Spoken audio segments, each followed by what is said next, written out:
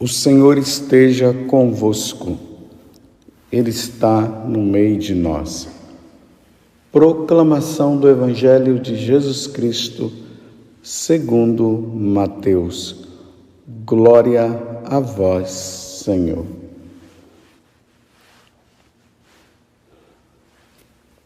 Naquele tempo, partindo dali, Jesus viu um homem chamado Mateus, sentado na coletoria de impostos, e disse-lhe: segue-me. Ele se levantou e seguiu a Jesus.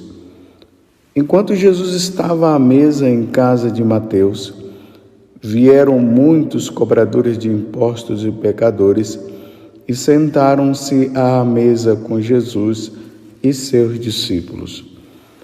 Alguns fariseus viram isso e perguntaram aos discípulos: por que vosso mestre come com os cobradores de impostos e pecadores?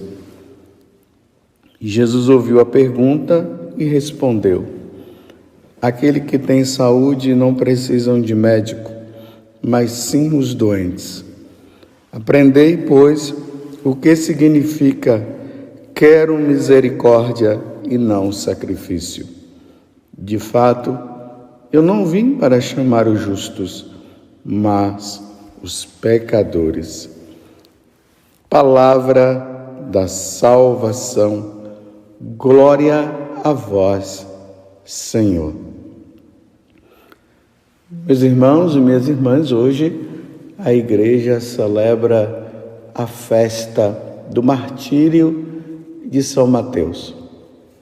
Segundo a tradição, Mateus, ele morreu na Etiópia, depois de anunciar o Evangelho lá, cumprindo aquilo que Jesus havia dito para todos os apóstolos: ide por todo o mundo e pregai o Evangelho.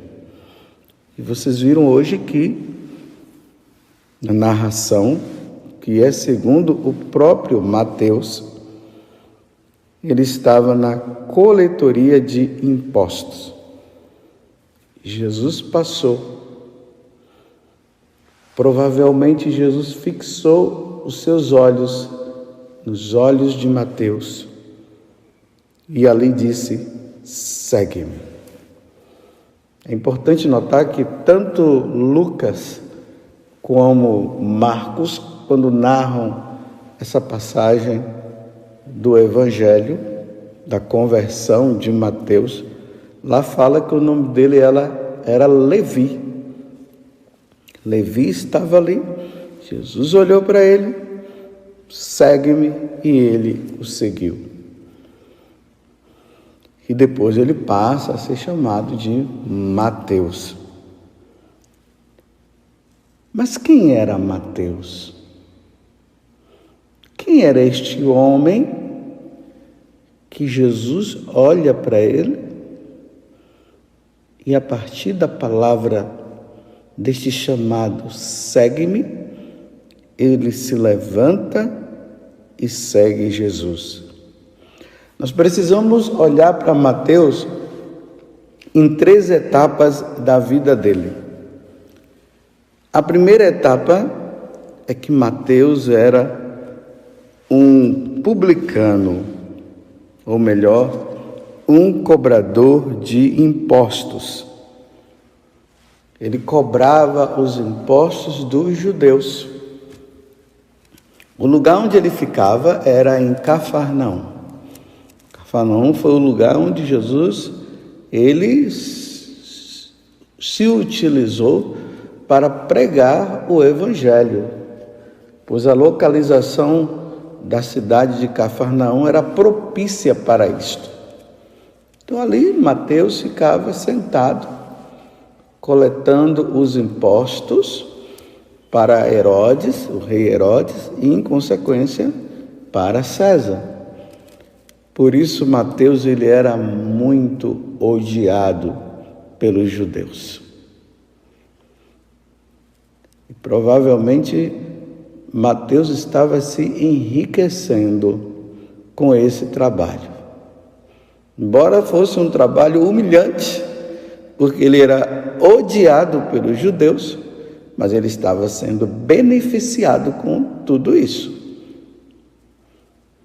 Uma parte para os judeus, ou melhor, ele poderia ter até cobrado a mais para poder ficar com uma parte e depois dar a outra para Herodes, que em consequência dava esse dinheiro para César.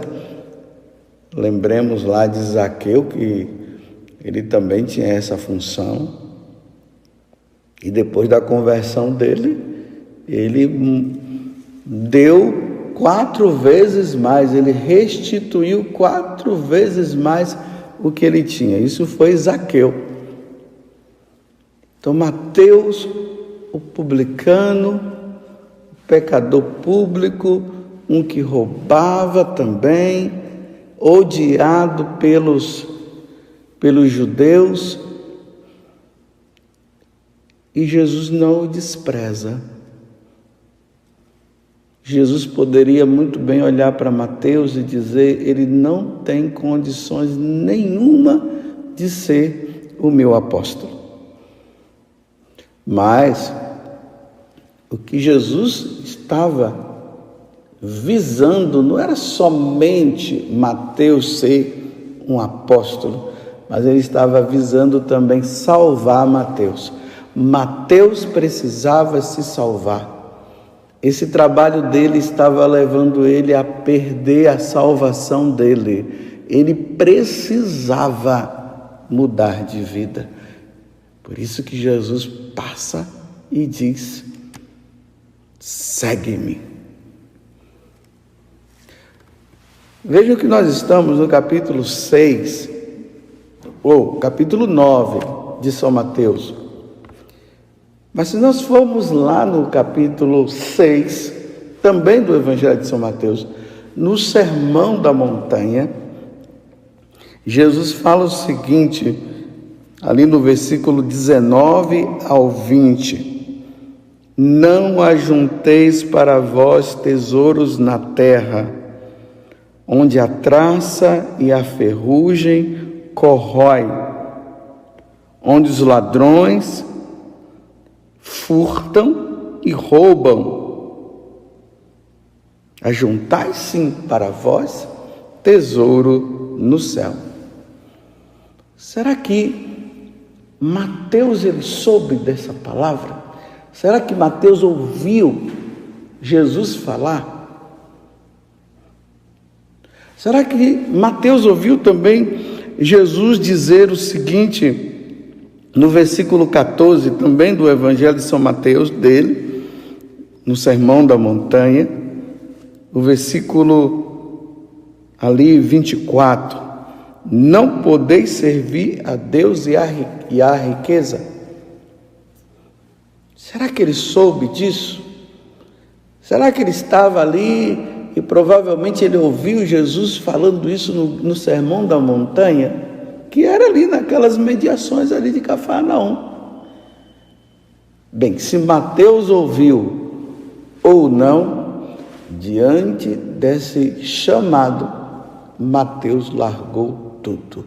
Ele largou a coletoria de impostos, ele largou essa tendência de achar que o dinheiro daria segurança para ele.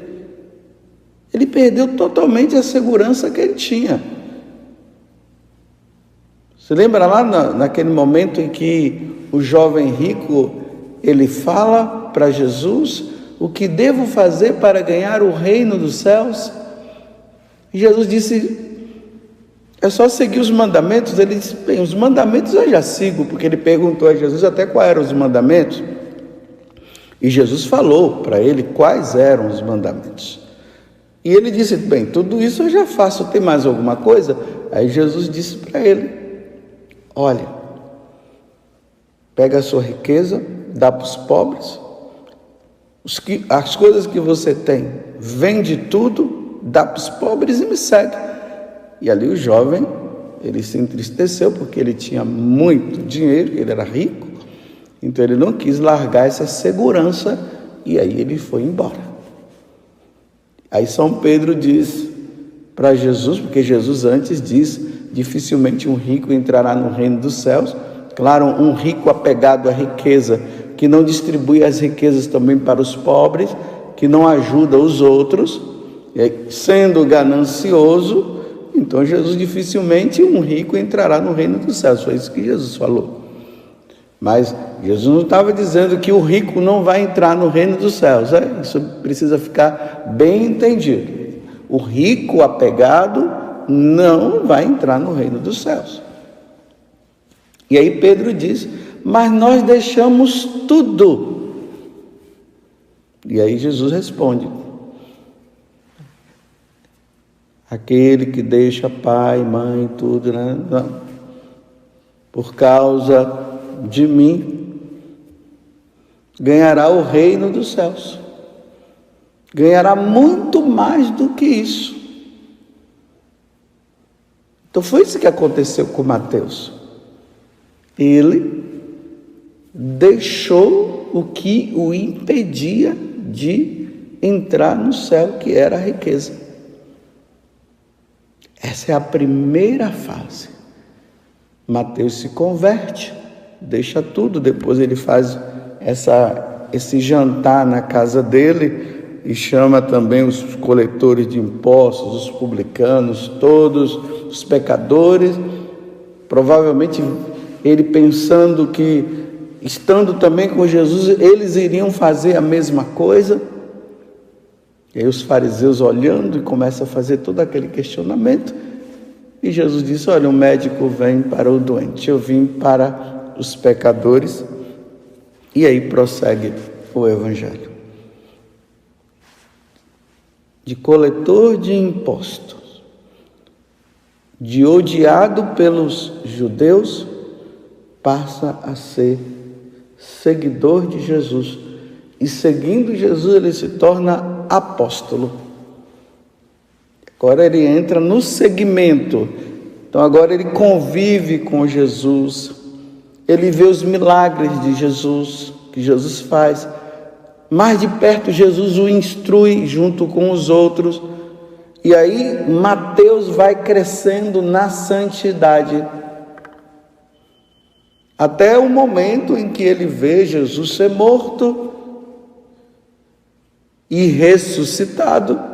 Quando Jesus aparece lá no cenáculo aos 12, Mateus também estava lá. E ele viu Jesus ressuscitado. Essa é a segunda fase da vida de Mateus. Ele segue Jesus mais de perto, aprende com Jesus, vai se santificando, e aí a renúncia dele vai se ampliando. Feliz aquele que na lei de Deus vai progredindo. Então ele foi progredindo.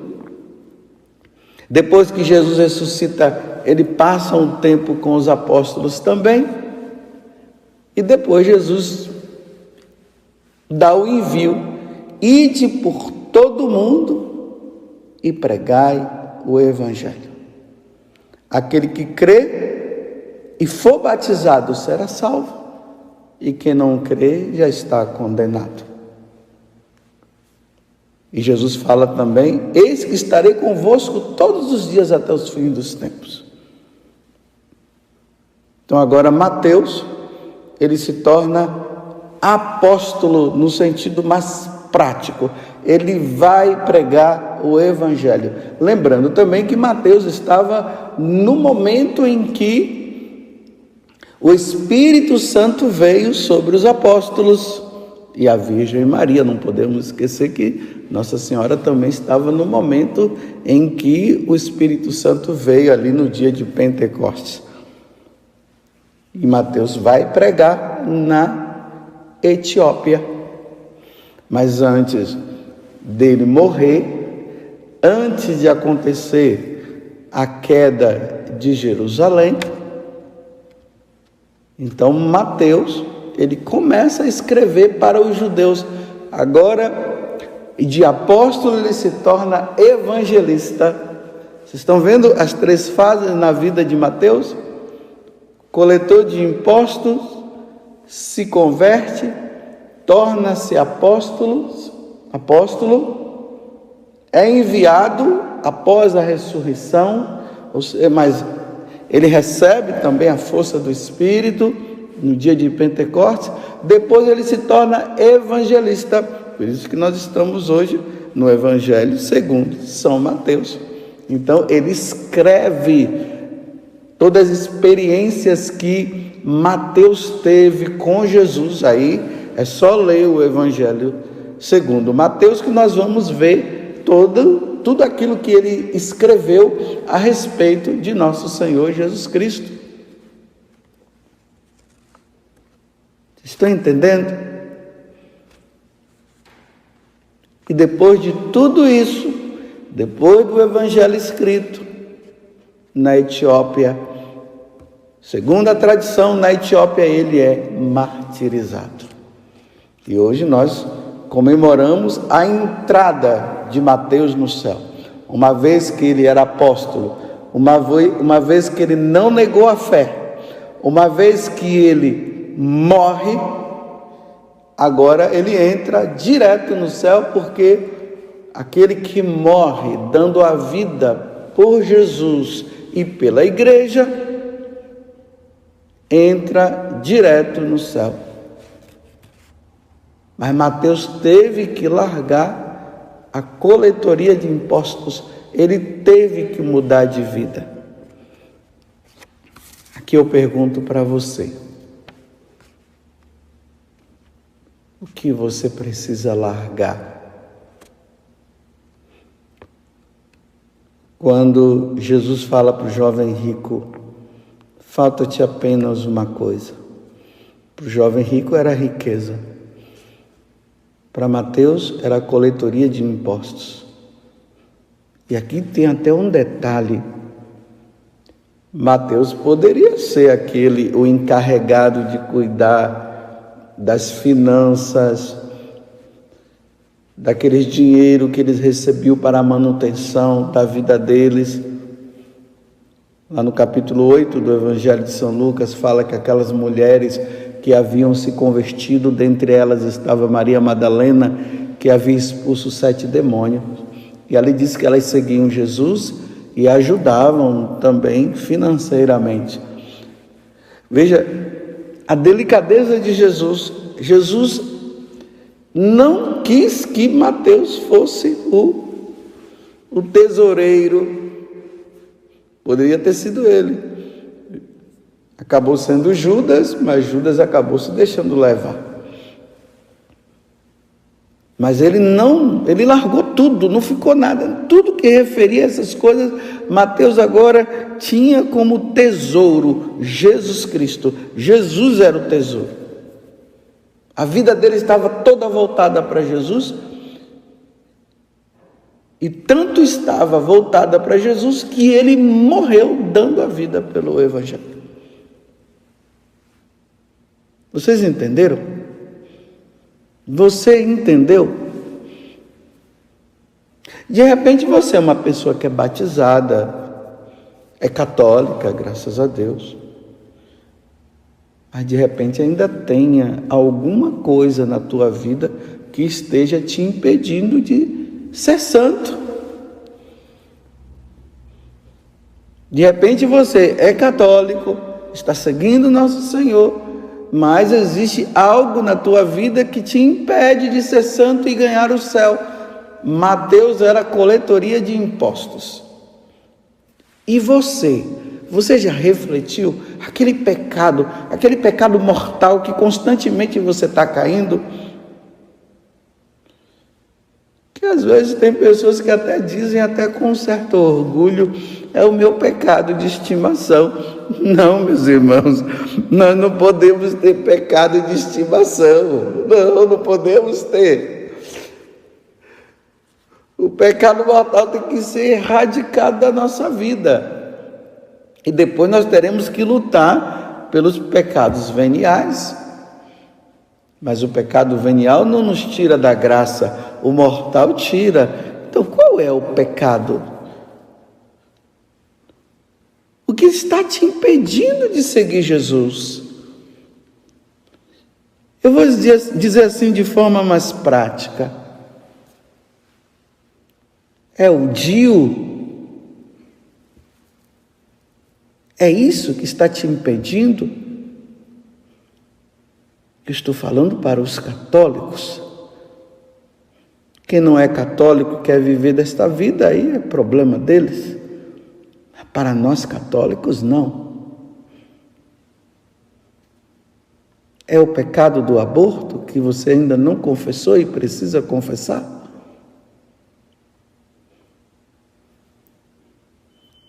É essa convivência que você está tendo com uma outra pessoa? Você é homem e está convivendo com outro homem?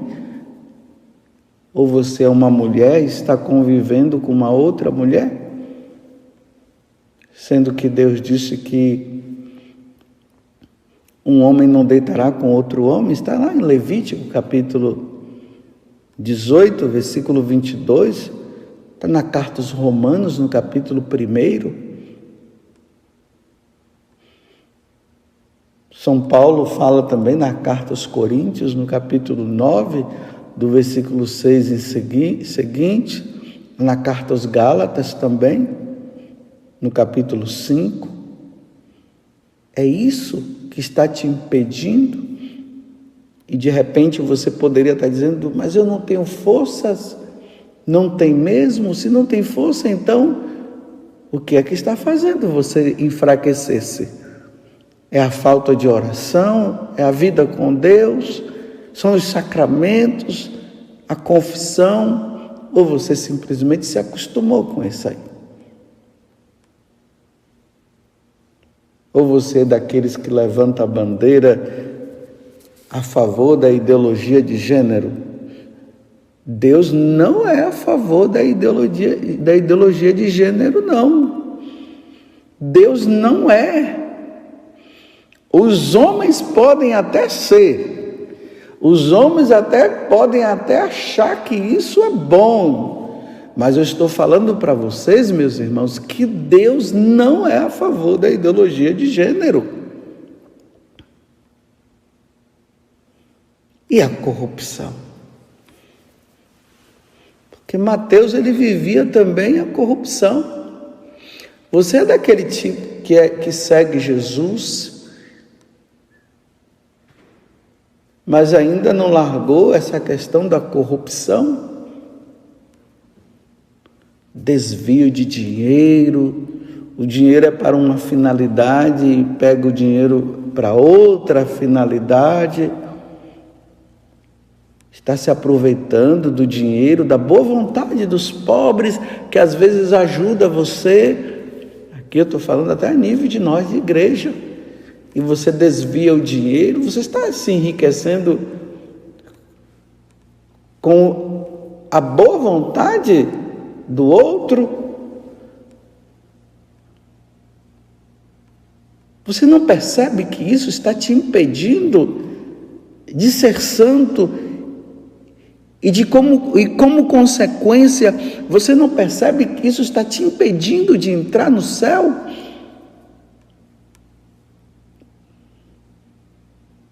Você vai levar uma vida de Levi ou uma vida de Mateus? Estou usando aqui uma metáfora, porque, vamos dizer, Levi, o cobrador de impostos. Mateus, aí muda o nome, o seguidor de Jesus. Na sua vida, você está seguindo Jesus, porque aqui, eu estou falando até de algo contrário, olha bem.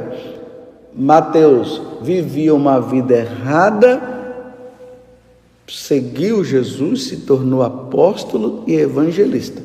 E não voltou mais à vida velha. Mas hoje está o inverso para nós católicos. São os católicos que se tornando pagãos. Então, depois de uma vida de santidade, aí está levando uma vida de pagão, está voltando. Olha o que o Salmo diz: feliz o homem, feliz a mulher que na lei de Deus vai progredindo. Você está regredindo. Depois de um segmento de Jesus, você está regredindo, voltando à vida velha.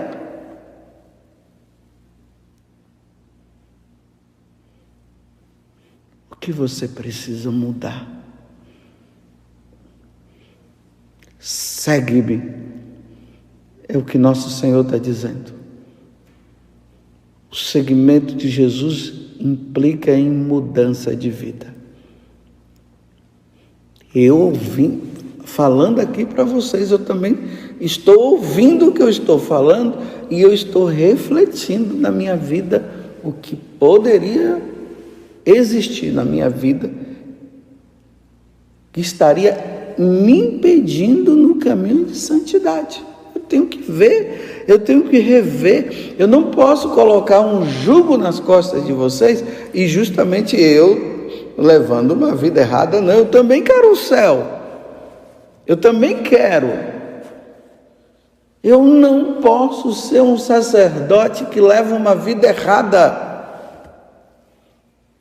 Eu preciso cada vez mais me observar e ver essa atitude, esse jeito, isso aqui pode estar me impedindo de entrar no céu. Porque Mateus deixou tudo e foi firme até o final. Eu não posso vacilar. Nem você pode vacilar. Vamos ser santos, meus irmãos. Vamos levar a sério a santidade. Ainda mais que nós estamos vivendo num mundo hoje que está pior do que Sodoma e Gomorra. Você sabia disso? Os tempos de hoje são piores do que Sodoma e Gomorra. E se não formos santos, se não levarmos uma vida de santidade, perderemos tudo aquilo que Deus preparou para aqueles que amam, que o amam. Os seguidores de Jesus são aqueles que fazem a sua vontade, que ouvem a palavra de Deus. Nós ouvimos isto ontem. E põe em prática. Não basta ouvir e não praticar. É preciso praticar. Como diz São Paulo, quando ele escreve para Timóteo, conquista, vai conquistando, conquiste a vida eterna. Meus irmãos, conquiste a vida eterna, meus irmãos. Não podemos ficar sem conquistar a vida eterna.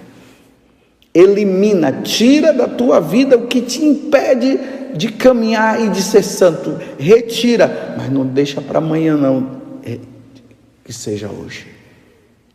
Se você tem alguma situação que você precisa resolver e que está te impedindo de ganhar o céu, elimina hoje, tira hoje, termina esse relacionamento hoje, porque pode ser que hoje o Senhor te chame, como pode ser que seja amanhã.